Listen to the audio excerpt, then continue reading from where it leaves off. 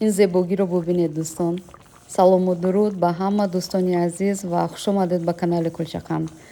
و ببینید دوستان عزیز، این مربا نیست، این شاه مربا است. و پیش از آنی که دستور رو گذارم، دستور رو به دیگر دوستان خود هم روان کنید تا آنها هم آماده کنند.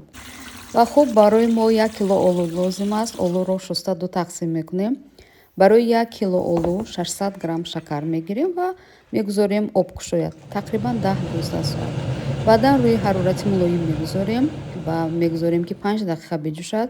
کفک رویش رو تازه میکنیم و میگذاریم 1 شبانه روز بیستد. بعد 1 شبانه روز با اون 1 کاسه چهارمغز میاندازیم، 5 دقیقه میجوشانیم و بعدا با اون 150 گرم شکلات میاندازیم. اینجا صفت شکلات خیلی مهم است. چقدر که شکلات با صفت و خوب مزهش خوب باشد، مربا همونقدر خوشمزه میآید.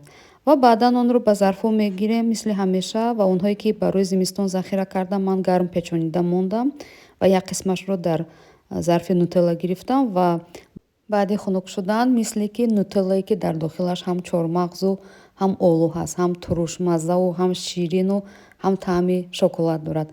خیلی خوشمزه است. امیدوارم پسندتان میآید. نوشید جان عزیزان.